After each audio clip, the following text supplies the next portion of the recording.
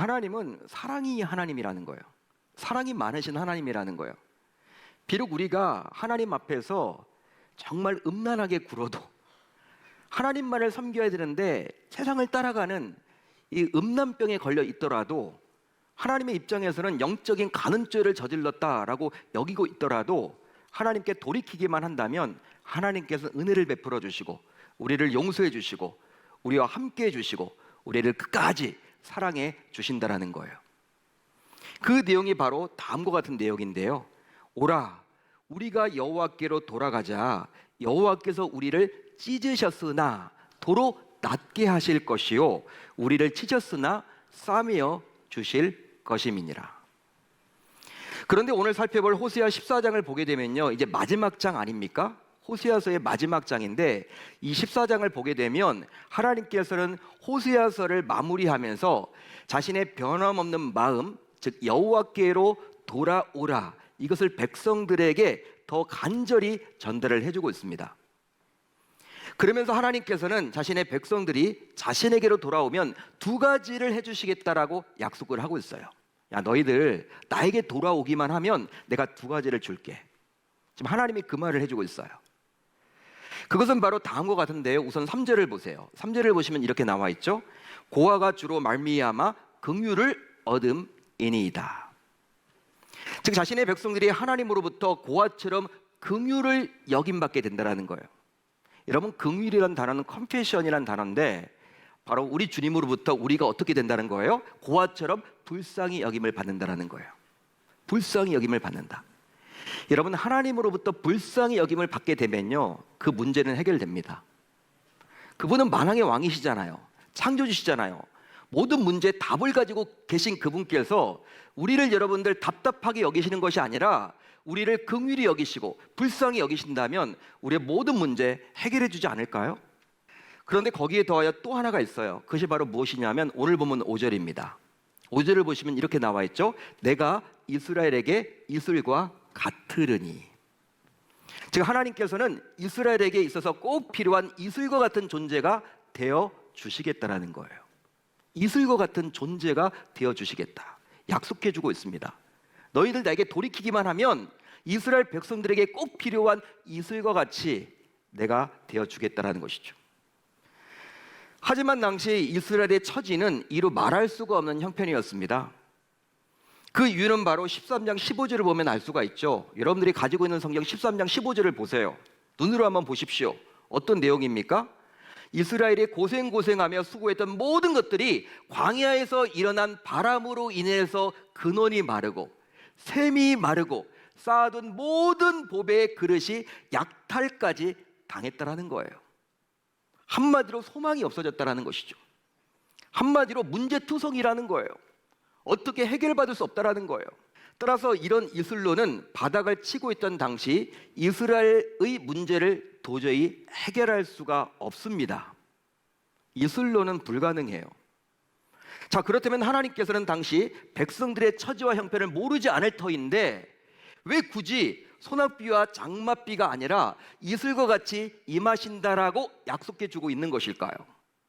왜 이상한 약속을 해주고 계신 것일까?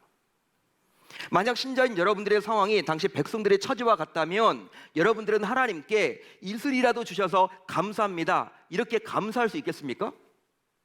한마디로 이슬 같은 것이라도 주셨기에 과분하다고 여길 수 있겠습니까? 그러면 왜 굳이 하나님께서는 자신의 백성들에게 이슬과 같이 임하신다고 하셨던 것일까요? 그리고 호세아 선지자를 통해서 이런 하나님의 약속을 받아든 당시의 백성들의 기분은 또 어떠했을까요? 실제로 하나님께서 호세아 선지자를 통해서 자신의 백성들에게 내가 이스라엘에게 이슬과 같으리니 라고 말씀하신 것은요, 다른 의미가 아닙니다. 이것은 바로 어떤 의미가 담겨져 있냐면 자신의 백성들을 향한 사랑의 메시지라는 거예요. 그런데 정말 놀랍게도 이런 이슬은요, 이스라엘 백성들이 요구했기에 주어진 것이 결코 아니라는 것이죠. 따라서 이는 전적으로 또 일방적으로 베풀어 주신 하나님의 놀라운 사랑이라고 감히 말할 수 있습니다. 실제로 비 내리는 소리는 들을 수가 있죠. 여러분, 비가 내릴 때 들을 수가 있습니다. 하지만 이슬이 내리는 소리는요, 그 누구도 들을 수가 없어요. 아, 목사님, 저는 이슬이 내리는 소리도 들린다. 빨리 병원 가보셔야 돼. 귀가 여러분 너무 잘 들리는 거야. 그러니까 정상적인 사람은요, 이슬이 내리는 소리 들을 수 없다니까요. 그러기에 이는 조용히 내 곁으로 오사 나를 돌보시고 회복하시려는 하나님의 은혜라는 거예요. 자, 그렇다면 당시 이스라엘 백성들의 처지는 과연 어떠했을까요? 당시 백성들의 경우 스스로의 힘만으로는 회복의 가능성이 전혀 없었습니다.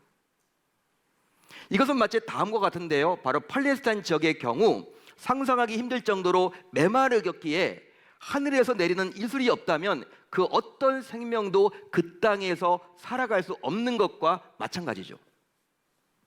그러기에 당시 백성들은 그냥 두면 버려지게 되어 있습니다. 버려지게 되어 있다는 거예요. 그냥 놔두면. 그것은 바로 그들이 하나님을 정면으로 대적했기 때문이에요. 여러분, 대적했습니다. 하나님을, 백성들이. 하나님의 백성이라는 그들이 하나님을 대적했다는 거예요. 정면으로. 즉, 그들은 노골적으로 우상을 세웠고요, 또 숭배했고요, 그러다 보니 하나님을 업신여겼고 심지어 제사조차도 등한시했습니다. 선민 이스라엘 백성들의 모습이에요.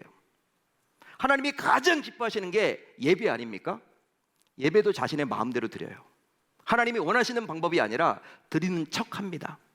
예배의 자리만 나와 있다라는 거예요. 앉아 있다라는 거예요. 하나님을 업신여기고 무시했죠. 그게 바로 당시 백성들의 모습이었습니다. 이런 그들의 모습에 대해서 하나님께서는 오늘 말씀을 보게 되면 반역이라고 여기셔서, 반역. 하나님의 입에서 반역이란 말이 나옵니다. 너희들 나를 반역했잖아. 바로 그들 스스로 하나님을 상대로 겨루어 보겠다라는 어리석은 짓을 했기 때문입니다. 그 결과 그들은 어떻게 되었을까요? 이제 백성들은 어떻게 되었습니까? 결국 그들은 모든 것을 잃었고 스스로 일어날 수 있는 기력이 전혀 없게 되었습니다. 하지만 하나님께서는 그런 배은망덕한 그들조차 사랑하다 보니 밤에 내리는 이슬처럼 소리 없이 그들에게 임하사 그들을 회복시키고자 먼저 손을 내밀어 주셨습니다. 실제 오늘 보면 4절을 보면요, 이것에 대해서 다음과 같이 우리 주님은 표현을 해주고 있어요. 4절을 볼까요? 이렇게 나와 있죠. 내가 그들의 반역을 고치고. 이스라엘 백성들이 반역을 했지만 하나님께서는 어떻게 하시겠다는 거예요? 고치겠다라는 거예요. 내가 돌이키겠다라는 거예요. 따라서 하나님께서 그들을 너무나도 사랑했기에 그들을 다시 고치시고 회복시켜 복을 주고자 그들에게 이슬과 같이 임하시겠다라고 약속했던 것입니다. 그러기에 이슬과 같이 임하시는 하나님의 사랑은 곧 일방적으로 임하시는 은혜요, 어느 누구도 감히 거부할 수 없는 전적인 은혜임을 우리 모두 기억해야 할 줄로 믿습니다. 여러분, 그렇다면 이 이슬과 같은 사랑은 어떤 특징이 있을까요? 이 이슬과 같은 사랑은 어떤 특징이 있을까? 우선 이 사랑을 받은 자들은 그 어느 누구도 흔들 수가 없습니다. 레바논 백향목같이 뿌리가 깊이 박힐 것이라. 이제 하나님께서 부어주신 이슬과 같은 사랑을 받은 이스라엘 백성들은 레바논 백향목처럼 뿌리가 깊이 박힐 것이라고 말씀하셨어요. 뿌리가 깊이 박힐 것이다. 실제로 레바논 백향목은 솔로몬이 예루살렘 성전을 지을 때 사용했던 목재로 유명합니다. 여러분, 그렇죠? 예루살렘 성전은요, 다른 곳으로 지은 게 아니에요. 메이드 인 레바논.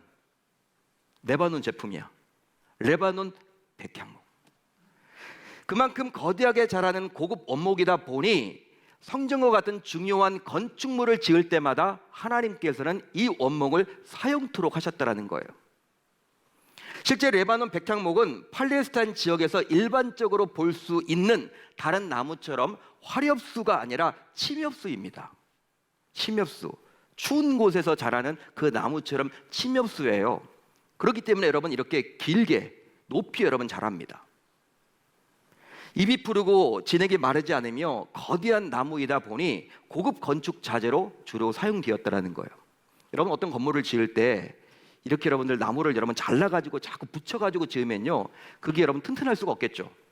붙였기 때문에 여러분 기왕 건물을 좋게 잘 지으려면요 그 원목 그 자체를 가져다가 딱 벽으로 세우고 이렇게 해야 돼요. 레바논 백향목이 바로 그런 나무였습니다. 무려 40m의 높이까지 이 나무는 자랐대요. 40m의 높이. 대단하지 않습니까, 여러분? 이 나무가 이렇게까지 높이 자랄 수 있었던 것은요 다른 이유 때문에 그런 것이 아니라 뿌리가 깊이 박혀 있기에 물이 없는 곳에서 그 깊이 박혀 있는 뿌리가 근처의 수분을 모두 다 흡수했기 때문이에요. 다 여러분을 흡수하는 거야. 근처에 있는 모든 이 물기를. 그뿐 아니라 뿌리가 깊이 박혀 있다 보니 모래바람이 불기도 하는 변덕스러운 팔레스타인 지역의 날씨임에도 불구하고 어떤 시련에도 견딜 수가 있었던 것이죠.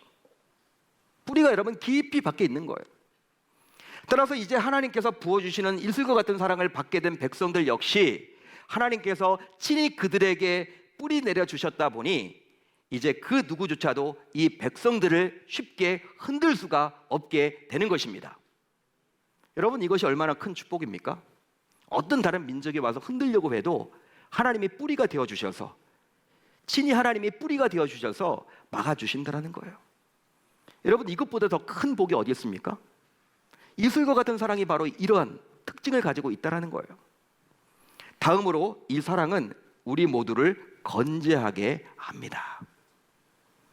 그의 가지는 퍼지며 그의 아름다운 음은 감람나무와 같고, 나무의 가지가 넓게 퍼진다는 것은요 곧 건강한 나무임을 입증하는 거예요. 그렇죠? 바로 물을 비롯한 각종 영양분이 뿌리에서 줄기를 거쳐서 바로 가지의 끝까지 모두 도달하기 때문이죠. 여러분 어떤 예를 들어볼까요? 이것은 마치 우리 몸의 심장에서 출발한 혈액이 손가락 끝, 이 손가락 끝과 발가락 끝까지 공급될 때 건강한 것과 마찬가지예요. 여러분 어떤 분들은 혈액순환이 여러분 이렇게 원활하지 않으면요 손이 항상 차, 발이 차요. 여러분 피가 여러분 손가락 끝까지 가야 되는데 발가락 끝까지 가야 되는데 가지를 못하는 거야. 끝까지 간 분들은요 건강한 거예요. 피 공급이 원활하니까. 여러분 나무도 마찬가지예요. 우리 안양천에 가봐도요 나무마다 여러분 다 푸른 게 아닙니다. 여러분 잎을 잘 보세요. 어떤 여러분 나무들은요 진짜 줄기에서 있는 그 잎사귀, 여러분 모든 잎사귀가 다 그렇게 푸른 잎사귀가 있는 반면에 어떤 나무는요 중간에 가다가 나중에는 여러분 이렇게 잘 공급이 안 됐나 봐. 예? 마치 혈액순환이 여러분 잘 가지 못한 것처럼 공급이 잘 안 돼가지고 여러분 이 가지 근처에 있는 이 잎사귀들은요 푸른데 이 가지 끝에 있을 때는요 그냥 떨어지고 막 색깔이 변하고 이런 나무들이 있어요. 건강한 나무가 아니겠죠. 그러게 나무의 가지가 퍼질 때 건강한 나무로서 열매 역시 맺을 수가 있다는 것이죠. 따라서 하나님께서 부어주시는 이슬과 같은 사랑을 받게 된 백성들은요 이제 감람나무처럼 건강하게 되어서 많은 열매, 즉 후손의 복까지도 받게 될 줄로 믿습니다. 다음으로 이 사랑을 받은 자들은 향기가 나는 인생을 살게 됩니다. 그의 향기는 레바논 백향목 같으리니. 또 있습니다. 포도나무 같이 꽃이 필 것이며 그 향기는 레바논의 포도주 같이 되리라. 할렐루야, 할렐루야. 혹시 온천을 자주 가보셨거나 온천하기를 좋아하시는 분들은 아실 거예요. 이제 코로나가 다 끝났다고 하니까 벌써 이제 온천 여행을 준비하신 분들도 계실지 모르겠는데요. 혹시 여러분들 히노키탕 들어보셨어요? 히노키탕.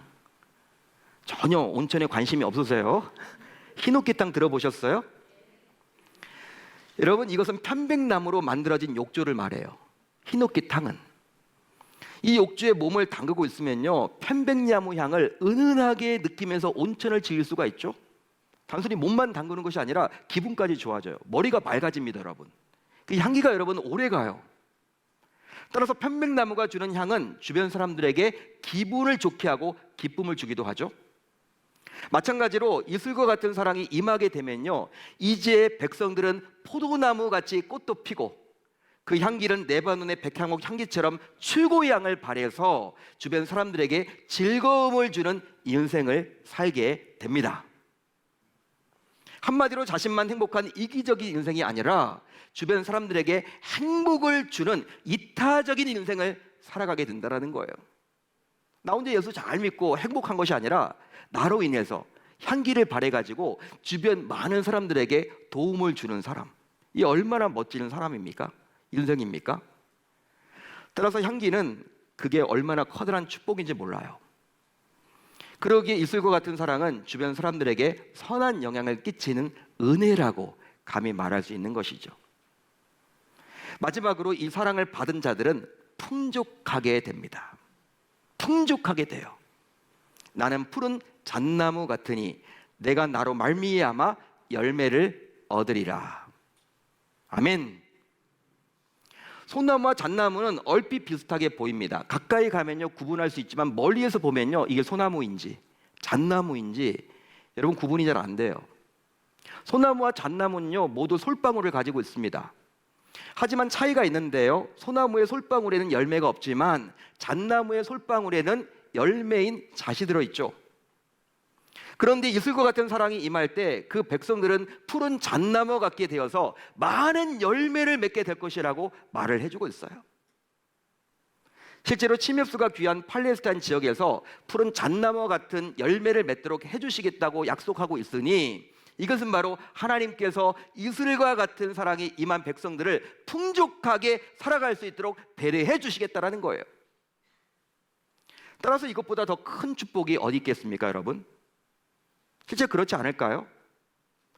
바로 백성들이 결단코 줄이지 않으며 심지어 많은 자들을 먹여 살리는 복의 사람이 되도록 해주시겠다라고 약속하셨기 때문입니다.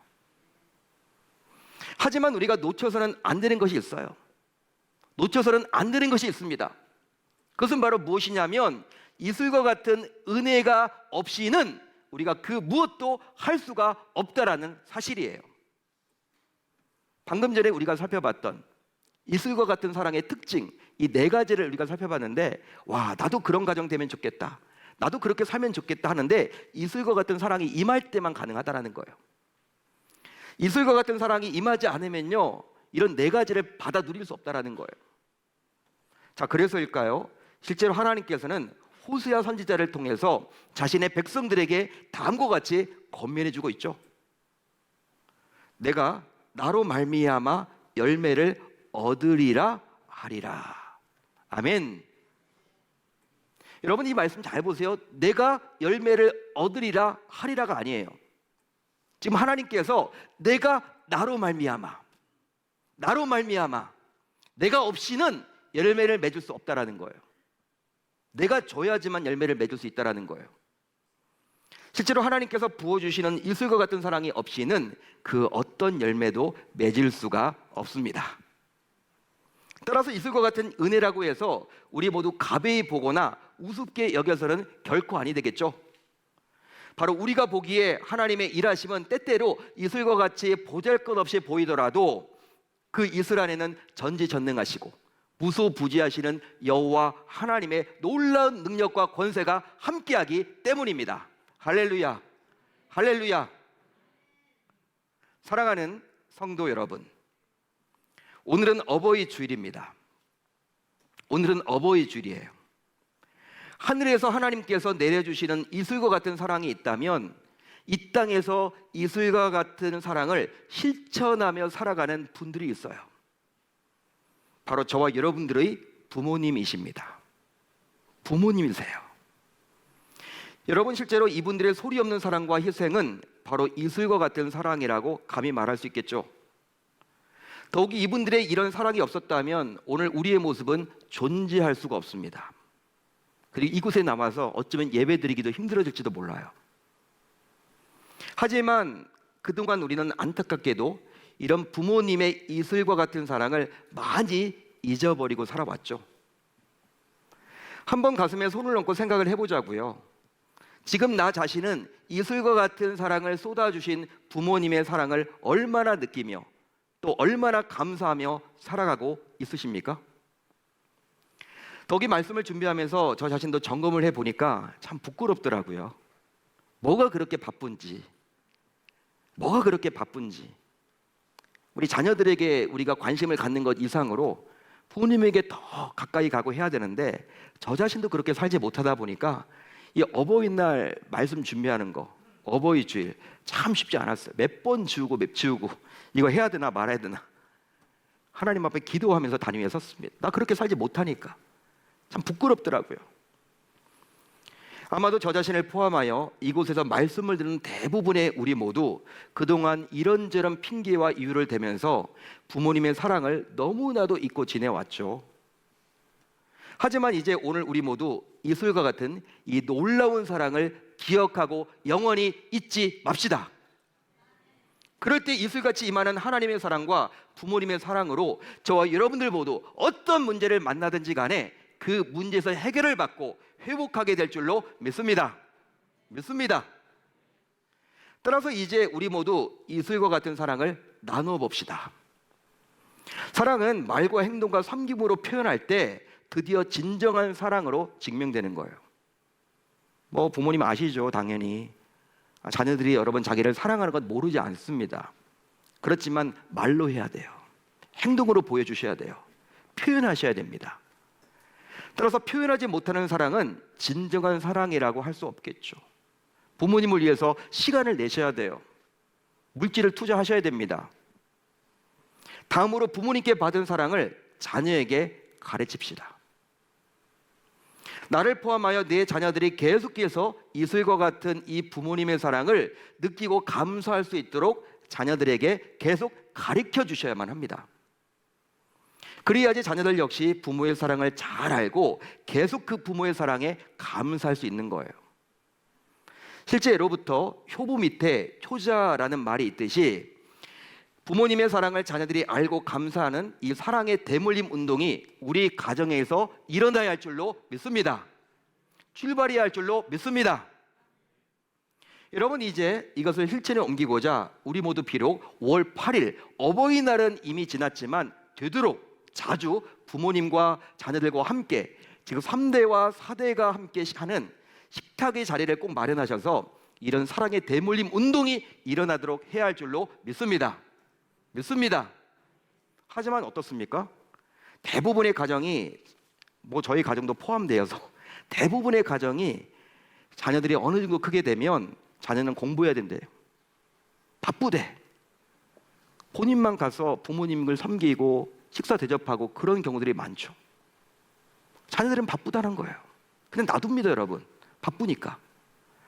그러나 이제 이런 사랑의 대물림 운동을 하기 위해서라도 신자인 우리는 되도록 자녀들과 함께 부모님을 꼭 찾아뵙고 식사할 수 있어야만 하는 거예요. 가리키셔야 합니다. 그게 바로 자녀에게 부모의 사랑을 가리키는 것이죠. 가리키는 거예요. 3대, 4대가 둘러 앉아가지고 여러분 식사를 통해서 이 사랑의 대물림 운동이 우리 자녀들에게도 전달되고 손주들에게도 전달되는 것입니다. 그리함으로 우리 모두 분주한 삶을 살고는 있지만 너무나 바쁜 삶을 살고는 있지만 그런 식탁의 교제를 통해서 부모의 이슬과 같은 사랑을 자녀 역시 알게 해서 이런 사랑의 대물림 운동이 대를 이어질 수 있도록 해야 할 줄로 우리 주님의 이름으로 축원합니다. 그렇게 하겠다라고 다짐하고 결단하는 저와 여러분들이 다 되실 수 있기를 우리 주님의 이름으로 축복합니다.